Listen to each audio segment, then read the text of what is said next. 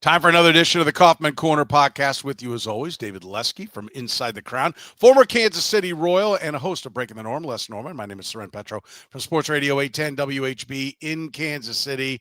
The season is over. We'll start with whether or not it was a success and what constitutes that. Shake up at hitting coach. Not necessarily the top dog, but maybe the staff. That seems to be coming. Still talking about the little things on offense. That's something that stuck out to me with what J.J. Picollo discussed in their season wrap on Tuesday. Payroll, they've got a number. Looks like it's about the same. Pitchers, who's healthy, who's not. Salvador Perez, is he going to be back? Is he going to be back long-term? Jonathan India experience, Jack Caglione competing for a job. We're talking about all these things right now on the Kaufman Corner podcast. You're listening to the Kaufman Corner podcast, the most in-depth analysis of the Kansas City Royals, breaking down the Royals like no one else can.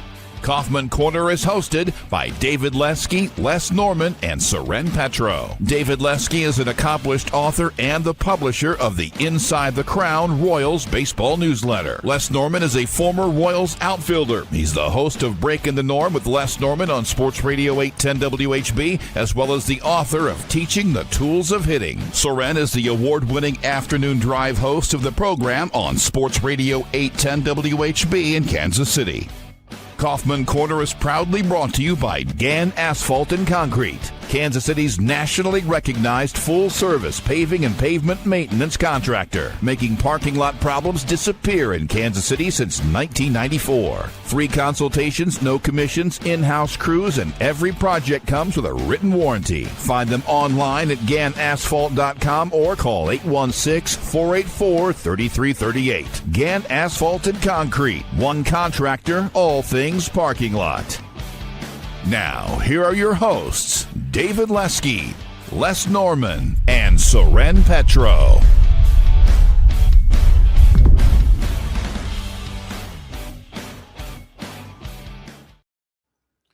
Thank you very much, Curtis. We are off and running here on a Thursday. Remember, if you are catching us via the podcast, thank you very much. First of all, we do appreciate that. But you can also be a part of the conversation. I already got some people in the live chat here when we stream Thursday mornings at 8:30 a.m.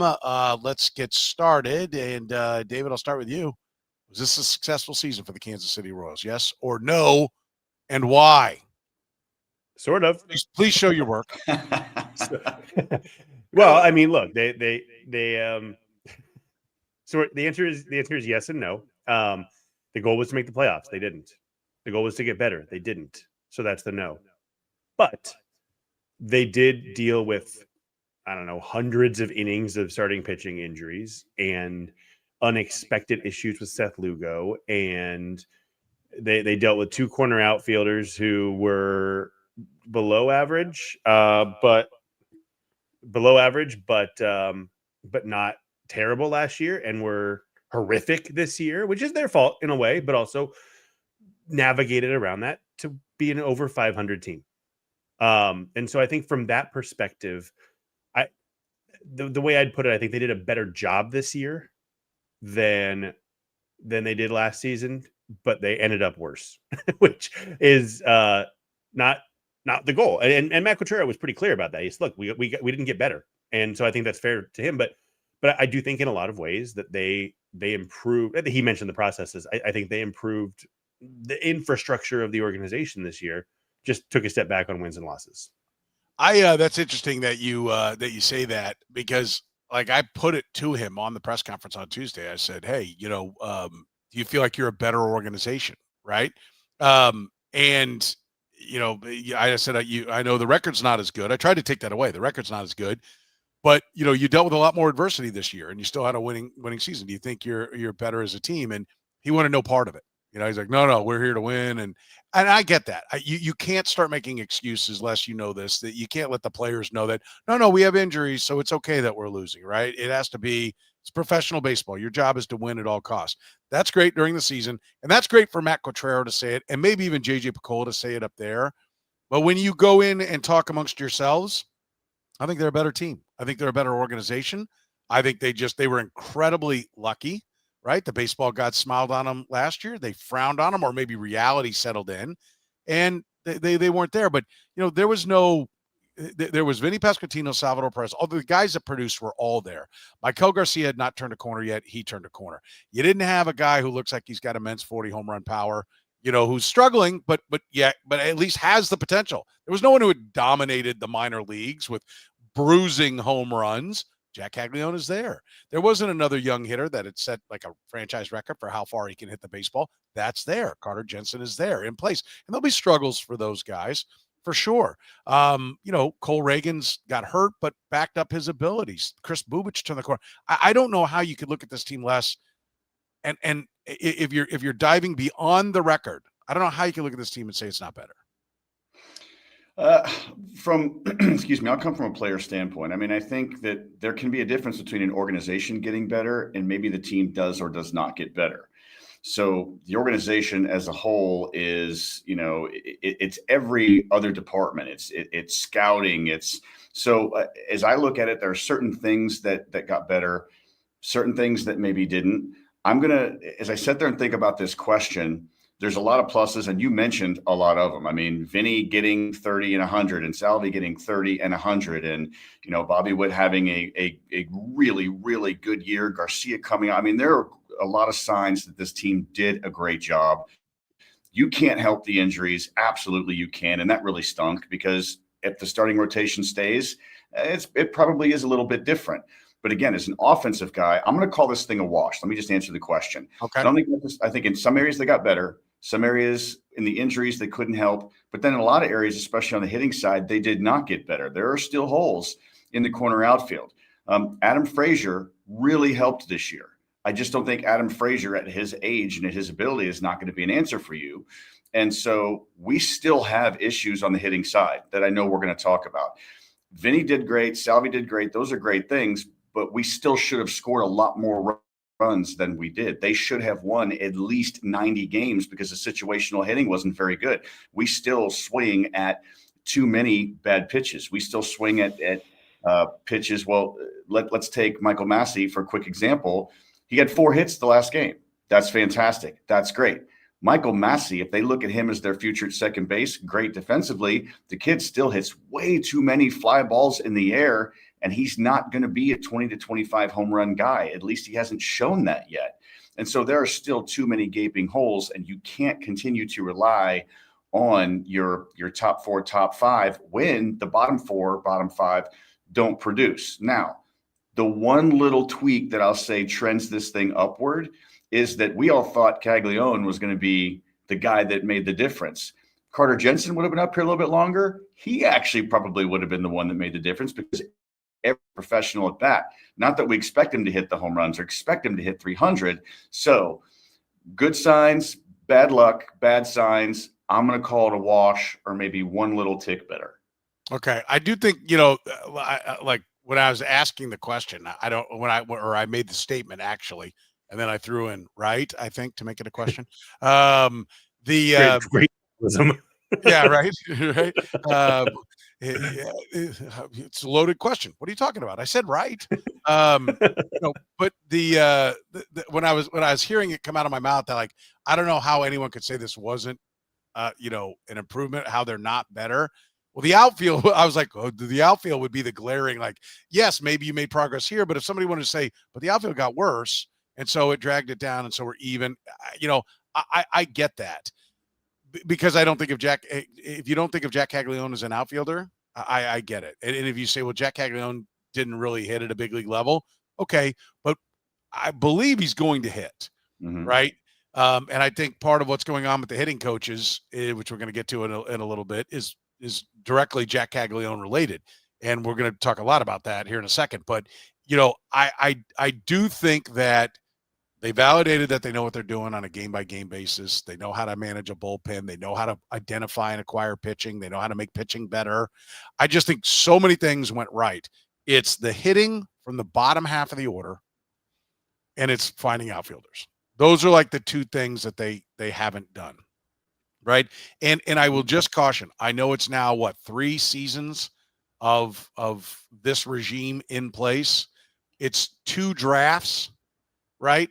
When it comes to Brian Bridges, and we know that it's not the NFL. It is not plug and play. And so we're not going to. Now, you can evaluate and choose to pull the plug before this, but it's not really going to be all the JJ Picollo, regime's doings for probably another 3 years. I mean, until you're cycling all your guys through and flushing out the other people again, it might even be longer than that. I'm not saying that, well, they didn't draft, or they didn't sign Michael Garcia. They didn't, so are you going to say that? No. They've had time to identify whether they like him or not and either trade him or keep him. But, maybe 2 more years, maybe 3 is generous. But like a 5-year window is really what you need to say, okay, this is what this general manager is. And he's got a little more work to do over here, or like, we're not getting anywhere here, and here. He's got to go.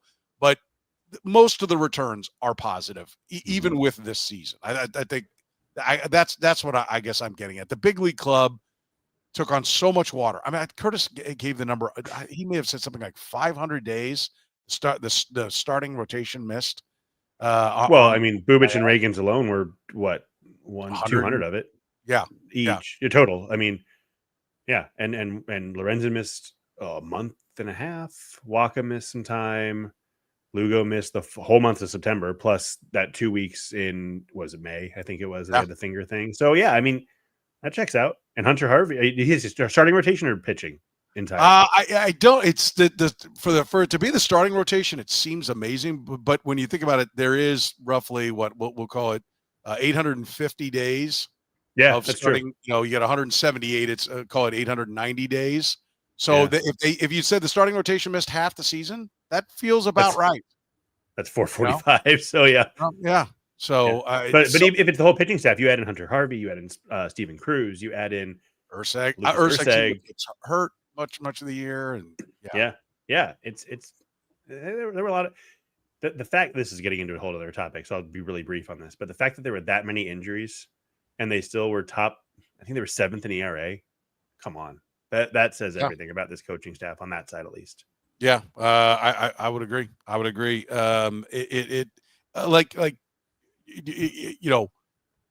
guess my question would be, do you agree, Les, outfield in the hitting part on the bottom half? Because the top half, I don't think you can argue with Salvy, Vinny, Bobby Wood Jr. has had a fine season, right? It wasn't MVP, but it's still top 5 MVP.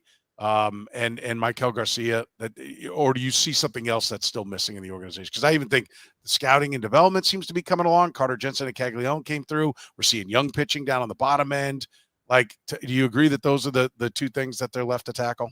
Yeah, absolutely. And the issue isn't, if you think of it's just the outfield or the corner outfield that drags them down, that bottom half of the order, compared to everything else that went right. I mean, with all those injuries, what would this rotation have been without Noah Cameron in it? I mean, he was sub 3. I mean, this guy was a stud that dropped out of St. Joe in my goodness, what a great fine development, everything.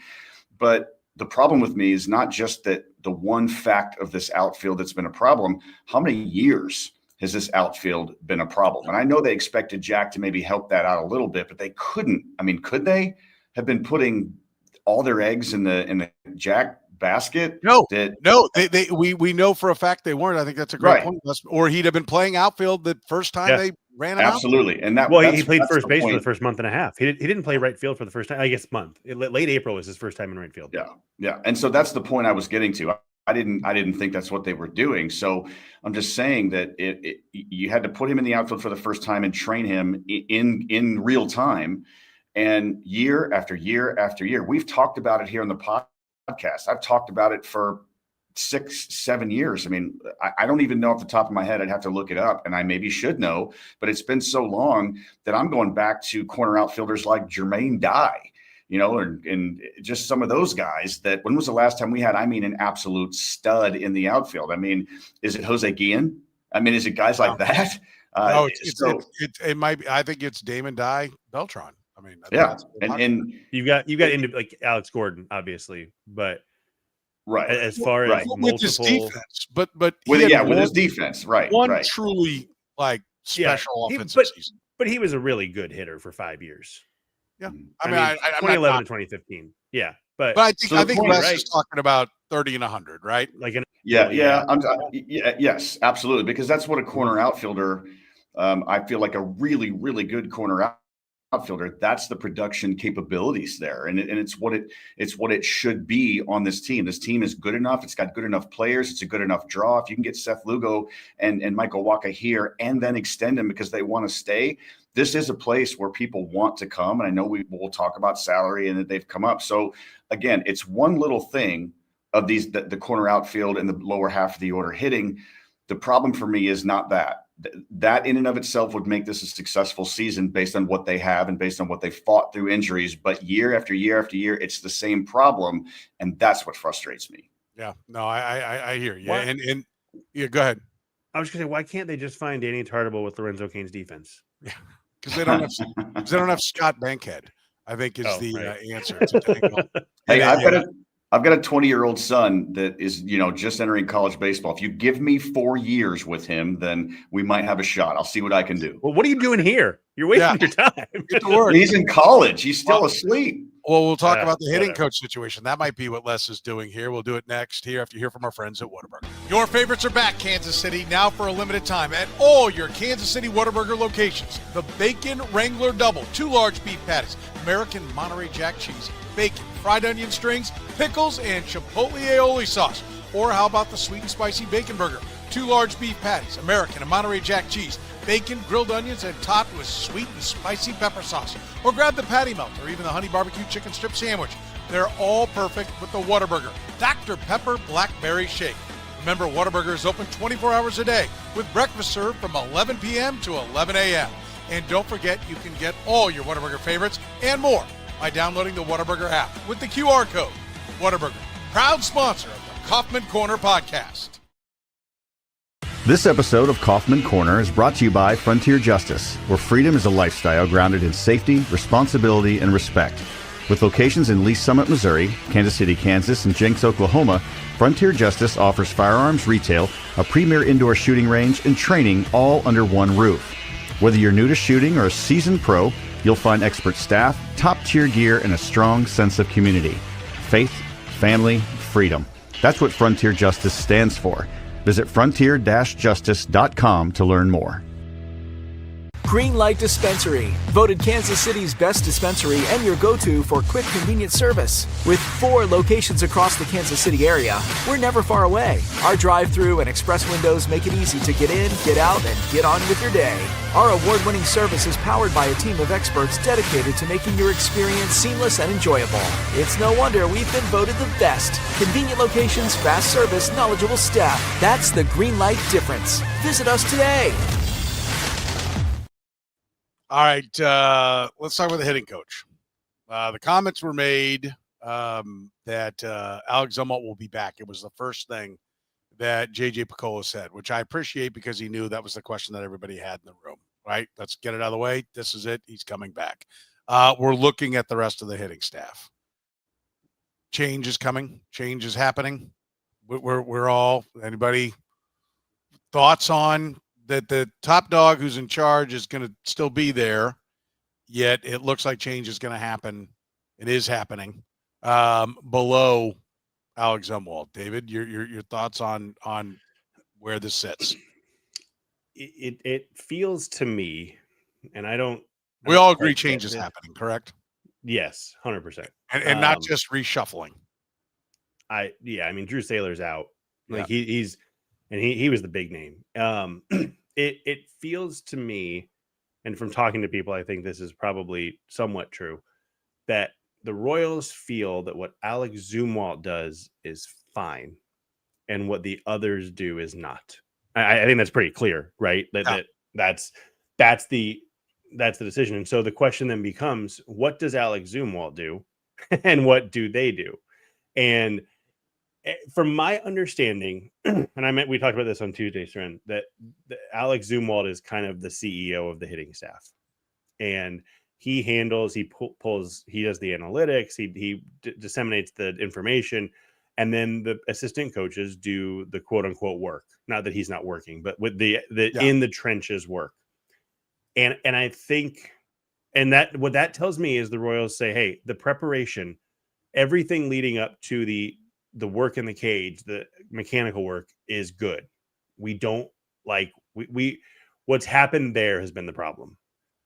And again, I don't know the answer. I can't tell you if that's accurate or not, but that's what the Royals are telling us, which it's interesting because when you make this decision, when you choose this path, you're narrowing your path to be right.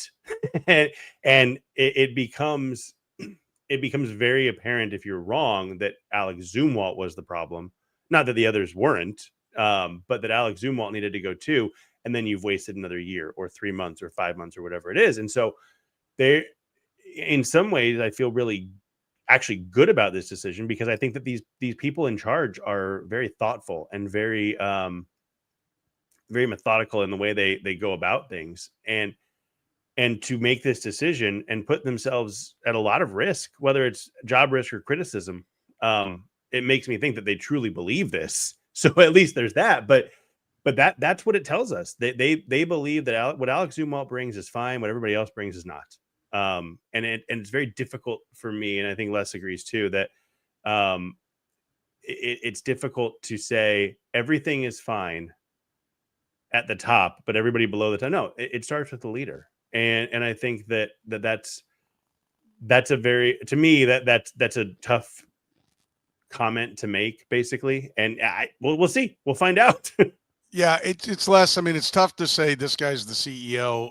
Here's like, for this to be the case, it would either mean that they gave Alex Zumwalt a big voice in who is going to work under him, and he picked the wrong guys, which that's a big problem in being the CEO. I mean, like, picking the right people is part of being a manager. And so if he picked the wrong people, you would think, okay, we're taking you out of that management role. And it would seem like you would be knocked down a peg. Now, maybe they're going to keep the title, but he's not going to have focus over these other people. Maybe Q's going to put more hands on it. There are ways to do this. Or they picked the people for him and gave it to him, and he's saying, these guys don't do it the way I want, and I told you this beforehand, right? Like, they came to an agreement. Everybody has a hand in it. Let me be clear. There's no one whose hands are completely clean. Matt Quatraro, JJ Picollo, and Alex Zumwalt, looking at it from a David Lesky, the way he described it, and I agree. That's how it was. I agree 100% with how David described it, that he was the head guy and these guys all worked under him. They all had to have agreed upon it. You know, it's kind of like a draft pick when everybody wants to put the draft pick on, well, the coach just wanted this or the GM just wanted that, or, you know, whatever. Like, everybody talks and you come to a consensus, and everybody has, you know, if it doesn't work, everyone's got blood on their hands, right? So that's the case here. But, like, they got to figure out why it didn't work.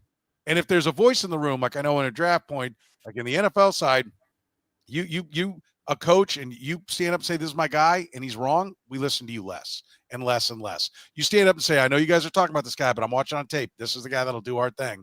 And they take that guy, or he goes someplace else and blows up. All right, we're going to listen to this guy more and more and more, right? That has to happen here. Zumwalt needs to be listened to more or definitively less, but there's no way he can be listened to the same amount moving forward. Do you agree with that kind of view, Les?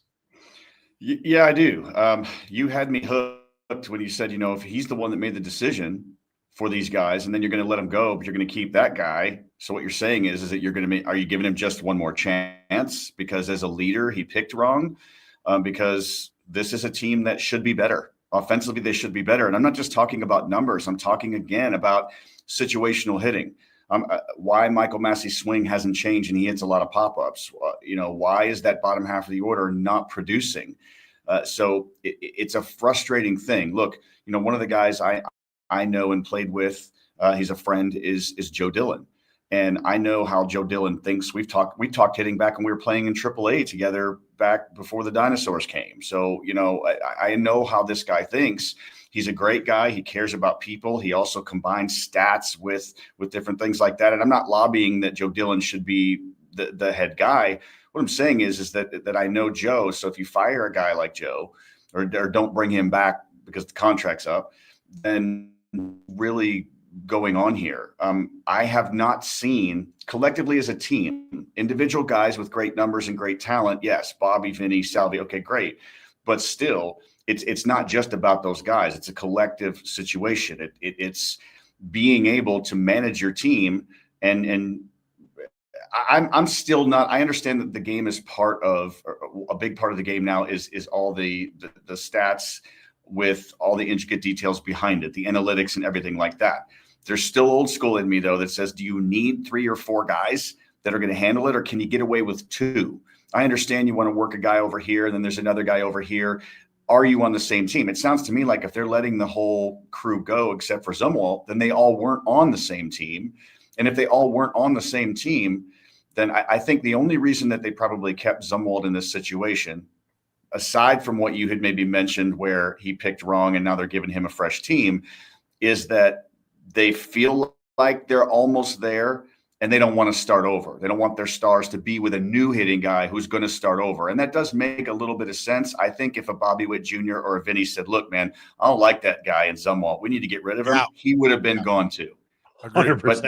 But obviously nobody said that. And so that's probably factoring into it, that they probably stuck up for him and said, yeah, we like him. It's a good deal. We can get better. So again, it's confusing, but I'm just thinking that maybe they're just going to give him a new staff and try again. But if this time it doesn't work, he needs to be gone.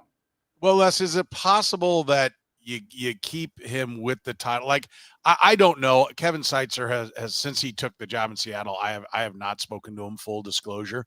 So I don't know how the dynamics work with Edgar Martinez having the poobah of hitting title and Kevin Seitzer seemingly being tucked under him as the hitting coach. You know, my assumption is that Kevin Seitzer does all the work, you know, and Edgar Martinez. And what I've been told by people up there is that Edgar Martinez's job is George Brettish's job as much as it is Kevin Seitzer's job. It's handshaking and schmoozing and being around the organization and input in all different directions. I'm not trying to minimize what Edgar Martinez did, but he is not a hands-on hitting coach most of the time, right? So to your point, can it be that you just have multiple people and maybe Alex Zumwalt has the title and Alec works with the players that really click with him and somebody else is not going to work with the guys that didn't? That's the plan, that we're getting to a point that like everybody has their own swing coach, like in golf. Like, you know, to your point, you said, well, can you do it? You have 3 or 4, but do you really only need 2, or do you really need 13? Right. Or 10, because one guy connects with 2, another guy connects with 2, another guy connects with 2, and everybody else, you know, whatever it is. I don't think they're going to have 13, but really in a sense there is. I mean, everybody goes home to their agents baseball academy and works with somebody. I mean, we you know, Randy and I talked to Vinny on the podcast last off season. He lives in Nashville because that's where his agency is based, and that's where he wants to work out in the off season. That is probably truly his hitting coach, right? Is what he does in Nashville, is the foundation of what he does. And then let's keep it going when he's in season is probably the way it works. You know, I think it's interesting you say about how many guys, and I think you're right. And you can have too many voices, right? Too many people, unless you can identify who does what. And maybe that's it. I've heard of jobs like, well, we hired this guy to be kind of the technical guy, and now he wants to do all the game planning. No, you're over here, stay in your lane. This is what it is. And if people encroach, then you get that conflict on where things are. But I will say this. I want to get your thoughts on both of you guys' thoughts on this, David. I'll ask you first. There's a phrase that was uttered that to me is a phrase that should only be uttered going up, right? It should never be uttered going out or down in management. And that is tireless worker. When I hear that, JJ Picollo said Alex Zumwalt is a tireless worker. And I have no doubt that he is. But it's professional baseball. Just as if Matt Quatraro is going to sit next to JJ Picollo and say, we didn't win more games, we didn't get better. Okay, I don't care how long you work. Like, I have a philosophy with my guys. We talk about it. No, don't care what time you get in. Don't care what time you leave. Long as it all gets done. I mean, wouldn't you give a raise to a guy who could wave a wand and make Jack Caglione a 375 hitter with 50 home runs every year, and he did it in 5 minutes? Yes, you'd pay him the world. I don't care how long anyone works. When someone's a tireless worker, you tell them up. Listen, my guy needs a raise because he's a tireless worker. He does this, he does that. He's always there when we need him. This is it. You need to give him a raise. You tell John Sherman, these are my tireless workers, my coaching staff. We need to give them all a raise. They were amazing. That's where that goes. It does not go down to tell the people below that guy, this guy works really hard. Who gives a crap? As a manager, your job, as a coach, your job is to make the players better. I don't care if it takes you 5 minutes. I don't care if it takes you 50 hours. That is your job. And JJ Picollo, I don't think thinks in those kind of harsh terms. And so I think he meant it purely as a compliment. And I'm not trying to ding him for it, but I believe with all my heart and soul that the way I just laid that out is truth. And so when I do hear he's a tireless worker, I hear it as window dressing, around, I know the results weren't what we needed, but he works really hard. I don't care, David. I mean, well, am I wrong? No, when you keep somebody who everybody thinks should be let go or reassigned, like I don't.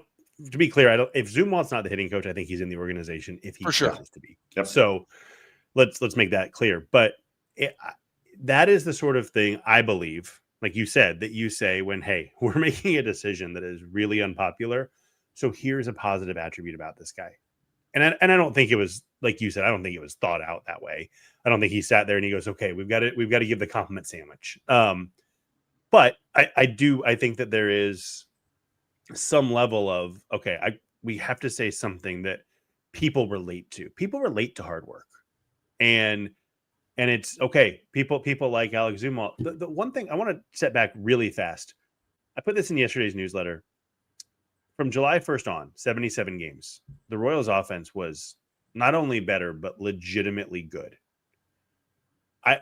I do wonder, and I want to get your guys' thoughts too, real quick. Do you think that maybe the Zumwalt was so told, and I don't think it was June 30th. They said, okay, you guys are done. Zumwalt's taking over everything. But is there a chance that they changed the structure and said, let's see how this works to see how we move forward, and things got better? I don't. Yes. My guess is no. My guess is no. You asked the question, is there a chance? Absolutely, there's a chance. Sure. My guess is it doesn't work that. It's not like cut and dry. Okay, from this date forward, you are being judged and nobody else, whatever. But the changes were really drastic. It was a run and a half per game. It was the weighted runs created plus. They were 19% below average from March, April to June. 26% above average from that point forward. Like it wasn't a little. The walk rate went up by 1.6% from 6.5, which was comically low, to 8.1, which was near average. The strikeout rate went down. The chase rate went down. The swing rate in general went down. I want to know, and I don't, it probably wasn't June 30th. That was just a nice cutoff for me. But I want to know what if something changed at some point around then, that then they said, okay, now we know. Now we know that Alex Zumwalt is fine and the others are the problem. That's a question. But yeah, Les, I'm bothered by, and you talked about situational hitting. Absolutely. You want it. There are times you got to have it, right? Yes. But I believe that this organization has created a boogeyman, and it's called Kauffman Stadium. And they go about, because I want to point out that, the knocks on Kevin Seitzer, I'm going to bring up his name again. The knocks on Kevin Seitzer are that he doesn't like home runs. He doesn't want to, all these things. And the Seattle Mariners went from a team that couldn't score to the team that hit the third most home runs in baseball in a pitcher's park. Okay. Dodger Stadium is now graded as a hitter's park. In fact, I think I heard them say the best hitter's park in baseball. Okay. It's a pitcher's park historically its entire time. I don't know. Maybe something has changed and the winds now blow drastically out of Dodger Stadium. The mountain next to it is eroded and somehow it's now this wind tunnel going out. I don't think so. But these are stadiums that supposedly you couldn't hit the ball. The Royals go out of their way to say we don't want to hit home. We can't hit home runs. We don't want home. We got to do these little things. Yes, everybody should do it. It's like, we got to do, we got to field the grounders. Like I know, right? Like there are things, but the guys that are big and strong, if you don't teach them to bunt, all right, if we're going to talk about the little things, no one can bunt. John Ray's been in the organization a decade. He can't bunt. Okay. Mm-hmm. So if you're not teaching those little things, then don't come to me now and say at the big league level, now we're going to hit behind the runners. Now we're going to do this. Like hit the ball hard in the air, and far. No, every ball in the air doesn't go over the wall. But you know what? Every ball that misses the wall is not caught. Some of them hit the wall, some of them hit the track, some of them hit the gap. Get the ball in the air, get on base, swing at the right pitches. Like that is the key to hitting. And they seem to still, this is my one thing where I think JJ Picollo has not unhitched from the Dayton Moore talk. And that is not just fully embracing. You know, he talks on base percentage, but they were 21st in on base percentage. They were 26th in home runs. Like, you don't have to hit behind the runner if the guy will hit the ball over the wall. I mean, that part was nails on a chalkboard to me on Tuesday. Can I make a really quick point just to give you the numbers? Sure. Yeah. Just to back this up, I will say Royals are 3rd in fly ball percentage this year and 10th in average launch angle. So maybe there is. So you think the message is out there in-house at least? It very well might be, and maybe there are guys coming up, and there's a reason Drew Saylor lost his job or wasn't renewed. He didn't lose his job. That hey, we're not teaching this stuff. Let's get somebody else who will teach it. I think Drew Saylor teaches that, and he came from the Dodgers, right?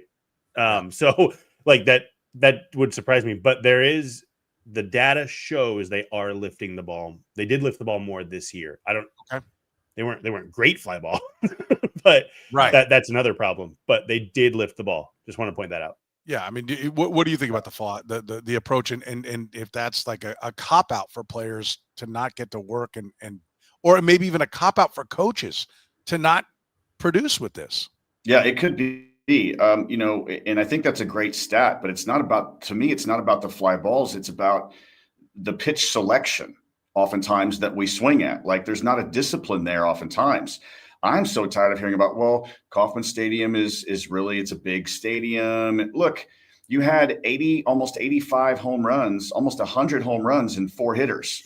I mean, that's pretty decent for a big stadium. And again, yeah, the fly balls are great, but a lot of times they're pop-ups, and you can look at that third or whatever percentage it is in the fly balls, but it's not like, oh, it's not a home run stadium, so guys are crushing the ball with the Royals, but all those, they just didn't go out, and they were line drives or deep fly balls that were caught in dead center field up against the wall. And so it is the stadium as to why they didn't hit more home runs. And so when I'm talking about situational hitting, I'm with you on the bunting side. You know, this generation for some reason has absolutely lost the art of bunting. I don't want to watch a boring game where I'm getting 5 and 6 and 7 bunts a game. That's not what I want. I want to see balls driven in the gap. I want to see 3-run home runs. I want to see a battle. I want to see a solo home run off a guy like in the Guardians game. The guys that don't normally hit 3 home runs in the Guardians game yesterday. I mean, that was kind of an interesting thing to watch. Then I'm watching the Red Sox Yankees, and they've got got 1 or 2 guys on base, and they bring up Cedon. Cedon's coming up, and they were talking about in the broadcast how he's just been with his bat. He's been amazing. Now they're going to call him to bunt.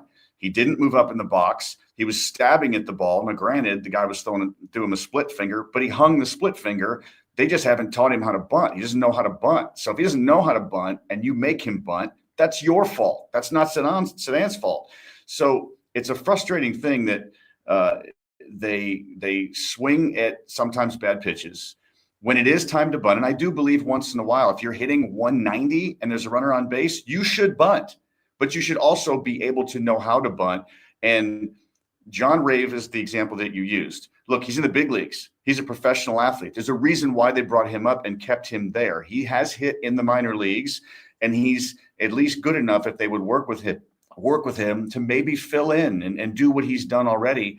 But the onus is on the organization to teach him how to bunt. If it's an outside fastball and you got a guy on second base, you need to try to hit a hard ground ball, which ends up being a line drive to right field for a hit and RBI sometimes. So a lot of that is frustrating to me. I don't want to play small ball, but you still have to teach it because sometimes situational hitting dictates it, especially in your bottom of the order. Well, and isn't this a development thing? I mean, these are things that should be taken care of. Like hearing that this is what they're going to do at the big league level to me is a complete waste of time. Like I really honestly, I don't want to hear. You should not be able, just as like a pitcher should not be advanced. Like when they promoted, I can't even remember his name, the left-handed first-round pick, Mozzicato with a 38% walk rate. Oh, what are you doing? Like Terry Ryan and the Minnesota Twins, if you could not throw strikes, you did not move up, not one level.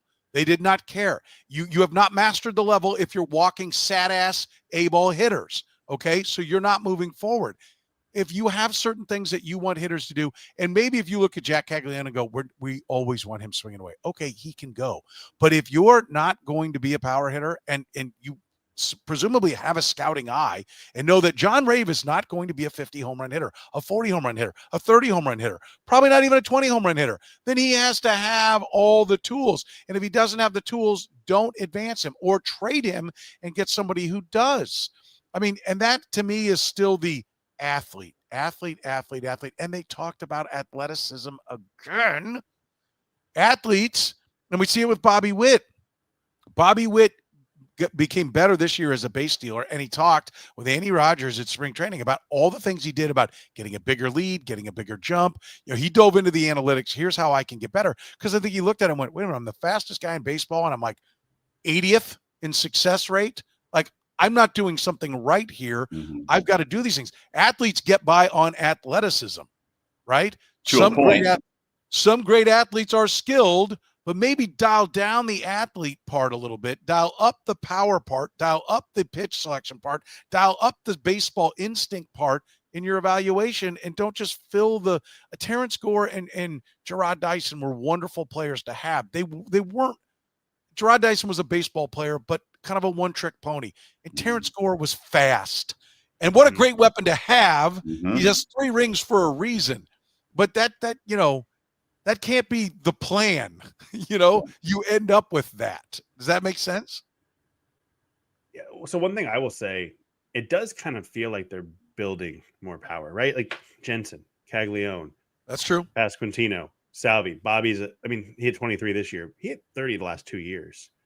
So I think that's the other thing that I was just looking this up because I was curious. The Royals hit 89 home runs on the road, which can't do this, but double it. That's 188. That would rank 15th in baseball. They don't need to rank third. I love it if they rank third, you know, but it would be nice if they didn't rank 26th like they did this year. They hit 70 at home, which 140 would rank 29th. Yeah. The Pirates hit 117 home runs, by the way, and then did not fire their hitting coach. They fired their pitching coach. But I still can't believe that. Anyway, I do think that there is. I think that we see it. We see the 10-year picture of they never hit home runs. I do feel like they're shifting that. I mean, Vinny Pasquantino has altered some things to hit the ball in the air. He hit 19 homers in 26 games in 2024. He hit 30. Was it 32? Is that when he finished at 32 this year? Whatever it was. Salvy's obviously, he's always been that guy. And since he came back from the Tommy John, he's been that guy.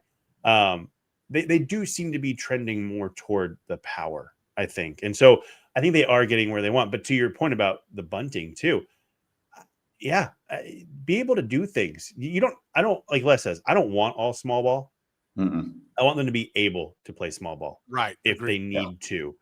And I think that there is a much bigger issue at play, and I think it's with all of baseball. Personally, the gap between AAA and the majors makes it nearly impossible to evaluate. It truly does, and you've got to adjust. That's a bigger picture issue in baseball. And a guy like John Rave, for example, he said, "Don't move him up." They didn't want to. I mean, they tried to let somebody pick him in the Rule 5, and nobody would. Yeah. And then it got to a point that what do? We have nobody to play, and that's on them that they cycled through however many outfielders before they had to finally go to the guy that they tried to give away for free. But I think that I really think there's, again, bigger picture. There is such the gap between these two levels is insane, and I think it's really hurting the product with young players.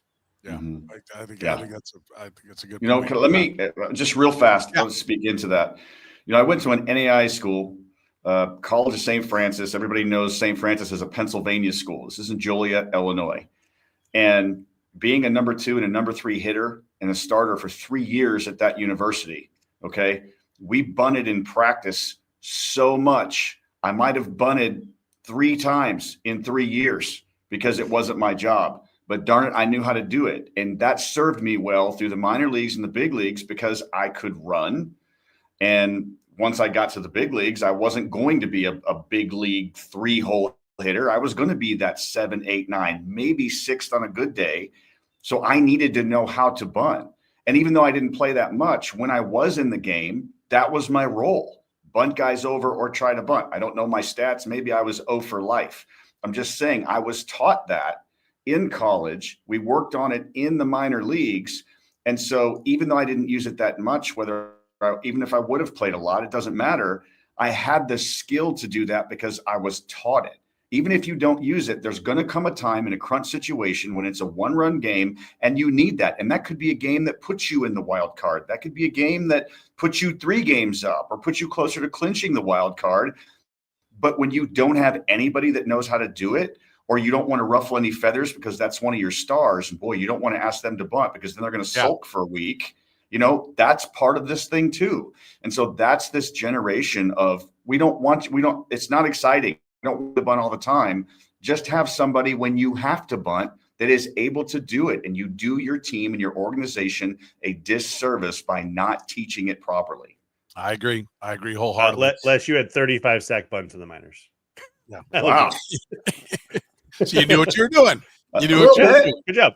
Yeah. We'll get into the payroll next after you hear from our friends at Greenlight. Greenlight Dispensary, voted Kansas City's best dispensary and your go-to for quick, convenient service. With 4 locations across the Kansas City area, we're never far away. Our drive-thru and express windows make it easy to get in, get out, and get on with your day. Our award-winning service is powered by a team of experts dedicated to making your experience seamless and enjoyable. It's no wonder we've been voted the best. Convenient locations, fast service, knowledgeable staff. That's the Greenlight difference. Visit us today. This episode of Kaufman Corner is brought to you by Frontier Justice, where freedom is a lifestyle grounded in safety, responsibility, and respect.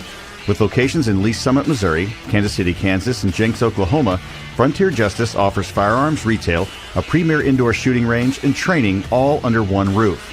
Whether you're new to shooting or a seasoned pro, you'll find expert staff, top-tier gear, and a strong sense of community. Faith, family, freedom. That's what Frontier Justice stands for. Visit frontier-justice.com to learn more. Your favorites are back, Kansas City, now for a limited time at all your Kansas City Whataburger locations. The Bacon Wrangler Double, 2 large beef patties, American Monterey Jack cheese, bacon, fried onion strings, pickles, and chipotle aioli sauce. Or how about the sweet and spicy bacon burger? 2 large beef patties, American and Monterey Jack cheese, bacon, grilled onions, and topped with sweet and spicy pepper sauce. Or grab the patty melt or even the honey barbecue chicken strip sandwich. They're all perfect with the Whataburger Dr. Pepper Blackberry Shake. Remember, Whataburger is open 24 hours a day with breakfast served from 11 p.m. to 11 a.m. And don't forget, you can get all your Whataburger favorites and more by downloading the Whataburger app with the QR code. Whataburger, proud sponsor of the Kaufman Corner podcast. I will see you at Whataburger today. That's my Thursday coming back from press conferences through the Whataburger drive-thru into the office. So thank you to our friends at Whataburger for all that they do. Let's talk a little bit about this payroll. Same number. We've got enough money to do what we need to do. That's what we heard from J.J. Picollo. Then he did add, hey, if we have a special situation, Carlos Estevez came up last year. We got the green light and we were able to do it. That sounds great. I like that. Okay, you got the money. But by the way, that money is now, so what was it? We could go more with $11.5 million for Carlos Estevez is now the new norm. So shouldn't we be up 11 million? Like if that's the trend that this is going, or are we okay in the 140-ish range? I think he called it, David.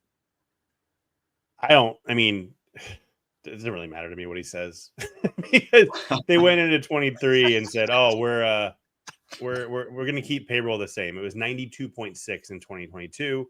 Okay, 23. According to Spot Track, 96 million. Great. 24. We don't have a lot of wiggle room. We're gonna add pitching, but we're gonna keep payroll about the same. Probably add about $10 million. I think is what he said. Maybe 10 or 15. We can go back and look, but it wasn't much. 125 in 2024. And then last year it was, we think payroll's in a good spot. We're not going to add a whole lot. 136, which is the 11 million, or 138, which is Carlos Estevez. My opinion is it's a classic. I'm going to tell you the wait is 20 minutes, and when I seat you in 10, you're going to be super happy. And And what it does is because if you're JJ Picollo, you can't go into that press conference and say, look, we got the green light to spend 40 million more. We're going to be at 175. It's going to be great. And then you don't get it done.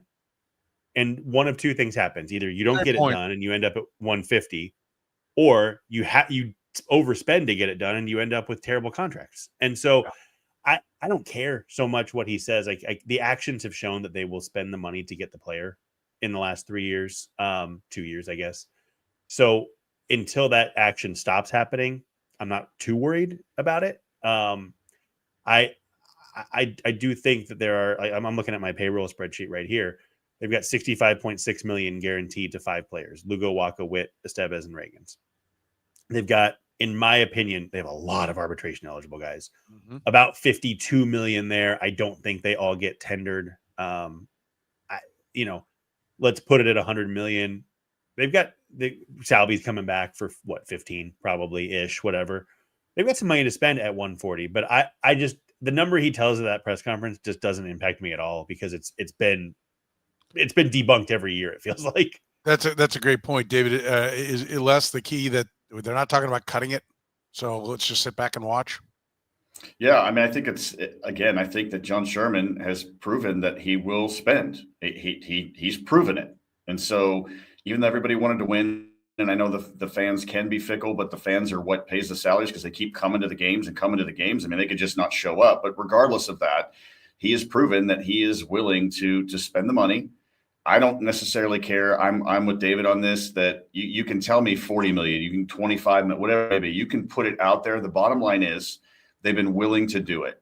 I just wanted to be a corner outfielder. Please give me one. I am getting old. Don't look at the free agents, Les. Do not look at the available free agent. I won't. Something's got to happen. I'm 6 years away from retirement. Before I get to retirement, I want a high-priced, successful, legitimate corner outfielder that is going to help produce for this team. Maybe I'll just have to pass it on to my children or my grandchildren. You're going to get to see it. I just don't think I'm going to be alive to see it. I need one. Yeah. All right. We'll see where they do end up putting the money. I'm with David. I think that's probably a trade, but I think that's one of the things they've got to do. I asked that question as well. I said, listen, I do think baseball's gotten smarter with free agency, like football has. If you have good young players, you keep them. What gets out there, and in the baseball system, guys are older when they get to free agency than they are in the NFL. And what gets out there tends to be either a contract that's giant, that's going to be bigger than the Royals want to give, or it's somebody that's older or damaged goods in some way, shape, or form. I mean, just look at Michael Wacha and Seth Lugo. Those were not 26-year-old in their prime. Lugo was a 1 year as a starter, looked pretty good, but already into his 30s. Michael Wacha bounced around from team to team in his 30s, and they had to give him good money to do it. That's not ideally what you want to do every year. It's work for them, and kudos to the Royals and kudos to the players first and foremost for being legit, but that's not the plan. You did mention Salvador Perez real quick. You think 15? I think if they're talking, I think they're going to give him 2 for I think they're going to go raise that up to 20. You think it's going to be that high? I look at some guy. Well, it depends. I guess. I mean, what about his production now is less than his production when they gave him 20? I mean, don't you think the player's going to be asking for 20? Yeah, maybe. I mean, he's also 5 years older, or 5, 6. And he's going to say, and I had back-to-back 100 RBI seasons. Still have 30 homers. So I guess I could see it. He's got the $13.5 million option. My thought was they just tack on another 13.5 and then add a buyout for the next option and make it 15 a year. But maybe it is higher. But on that, my thought is that they add a $20 million and push the 13.5 back a year. And okay, you 30 and 100, we'll keep giving you 20 and put that 13.5 and a buyout on the end. And maybe even the 13.5 ends up getting guaranteed. And that's the golden parachute for Salvy. And if you retire, we'll give you half of that on the way out, that they bump that. Now that becomes 6.5, 7.5, 8 million buyout and or retirement bonus for you for that boy. And maybe you're right. Maybe it's a retirement. Maybe it's 15 million on the end, no matter what, whether he leaves or is cut. And they make it, okay, we're going to make it 15. And now we're going to do 15 every year. But you are going to get 15 million when you walk away. That's your golden parachute. And in a year you don't play. But the other thing too, keep in mind payroll. So Bobby Witt makes, let's see, he's 13 million next year, 19 million in 27, 30 million in 28. He might You want to spend the money now because it's going to make $30 million in 2 years. So, so that there is that too. Yeah. What do you think, Les? Yeah, we can talk about the money side of it, but again, I'm going back to what you both said at the beginning. He just hit 30 home runs. Salvy just drove in 100 runs. And so if you up that a little bit, that's just part of the game. I know he's getting old, but we've been talking for how many years that Salvy is getting old. He's going to be run down. Okay, so he doesn't catch as much. He's still, I don't care what his average is. That's this generation of statistical acceptability. I don't care if you hit 220, 210, 230, 240. You hit 30 home runs and you drive in 100, we're going to pay you. And so in the Salvy case, give him more money. That's completely fine for me. I like the push the buyout option on the backside. That's completely fine with me. I think that answers your question. So, yeah, I'm completely fine with that. Give him more money. There's not a drop off in his production. So a guy like that, I'd give him a little bit more money. I mean, they remember back when they restructured Salvy's contract when they didn't have to, but they did and gave him the big extension because they didn't want him to go anywhere. Not that he would have, but he earned that, deserved that. And some organizations wouldn't have done that, but the character that he is, they did that. And they're getting production out of him. It's just this wave of when Salvy's going to get hot or not. But the bottom line is 30, 100, give him the money, pay him, and do, figure it out on the other side. Yeah. Okay. Let's wrap with this. Jonathan India. Did we hear a admission that they shouldn't have been messing around with his position at the end? Like when they talked about, we'll talk more about him, but they pretty much said second base, and if he's going to play another position, third. They pretty much declared outfield's out. Like we tried it, it didn't work. Good. To which I would say, and I have patience with the India deal because they were really trying to solve the leadoff spot. Mm-hmm. That's what they were trying to do. So I think they knew that they were going square peg and round hole a little bit, right? Like that was part of what they were doing. But what I would nominate is if you want people to play multiple positions, trade for people that play multiple positions. If you want people in your system, if you want your players that you've developed to play multiple positions, play them at multiple positions. If I get to spring training and I'm hearing about Carter Jensen playing someplace other than catcher, I'm going to lose my mind. I really am. I mean, like if you don't have enough at bats for him because you're promising Salvy, that's the other thing with Salvy. Here's the check, and here's how you're going to play, and we're not discussing it. Agreed. Right? We're paying you to play this many games, and if that means Carter Jensen's going to catch 80, and he's going to catch 80, and you get him some DH, or Carter Jensen's going to catch 100, and he's going to catch 60, and we'll DH you 20 and first base you 20, whatever it is. Have your vision and make sure he is bought in. Now is the time when you're talking to him about money. We'll give you the check. Here it is. But for you to take it, no. To hit. You agree on how you're going to play. Right? You're paying him to hit. Yeah. Yes. Freddie Fermin was on pace for 75 games. So I will say that they do seem to at least understand that when they have a competent compliment for him. And they do. And with the handedness, Carter Jensen should probably play more, right? Yeah. And if you're like, well, we don't. He's the perfect fit. And if they say his defense is a problem, Salvy's framing kind of backed up a little bit. His defense is backed up. His blocking balls are backed up. If you're saying Salvy's playing for defense, then I want to be clear. You're lying. 1 + 1 does equal 2. So if Salvy is playing for defense and Salvy's defense isn't that good, you're telling me that Carter Jensen is not a good defensive catcher. Yeah. Yes. Fair point. Absolutely. Fair point. Which I'm fine. I don't care what the rules are, but we're all going to play by them. Mm-hmm.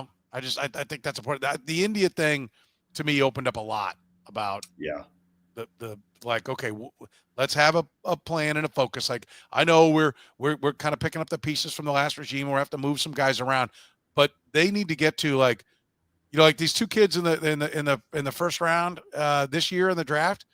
Well, the one they're already talking about moving to outfield. Okay, well keep a second base glove in his bag though, and have him work there. If like don't just send him to the outfield and then 3 months into his big league career say, well, we're going to work him at second base because he was a second baseman when we drafted him. Okay, well, have that vision now with him. Yeah. That's how he should work now. If this is what you want is position flexibility, then draft guys with position flexibility, which it looks like they kind of did with some of the guys they took this year. Okay, make sure they have all the gloves. Yeah. And make sure they can bunt, even if they never try. And make sure they can The bunt. goal is 35 sack bunts to every That's Royals. right. In your whole career of the minor leagues. That's right. Just 35 is all we're asking. That's right. Yep. I love it. I love it. Listen, we left a lot on the table. We got a lot more to get to, but we got a lot of episodes of the Kaufman Corner to do it. Remember, you can always support the Kaufman Corner podcast by supporting our great sponsors like Whataburger. I mentioned I'll see you there for lunch today for a limited time. You can get that Bacon Wrangler Double, the sweet and spicy bacon burger. My favorite, the patty melt, the honey barbecue chicken strip sandwich. Wash it all down with that Dr. Pepper blackberry shake. If you love shakes, you're going to love this one. They're open 24 hours a day. And I love the fact that they serve breakfast, 11 p. to 11A. Our friends at Frontier Justice. You hear Les's voice on that. Lee Summit, Missouri, Kansas City, Kansas, and Jenks, Oklahoma. Les, certainly a fine customer of our friends at Frontier Justice. Whether you're new to shooting or a seasoned pro like Les, you'll find expert staff, top gear, and strong sense of community. Frontier-justice.com is where you can find them online, and our friends at Greenlight. 15 locations in Missouri, more on the way. Greenlight is the go-to for all your cannabis needs. Make sure you tell them you heard about it right here on the Kaufman Corner podcast. For David Lesky, for Les Norman, I'm Soren Petro saying thank you very much for joining us on the Kaufman Corner podcast.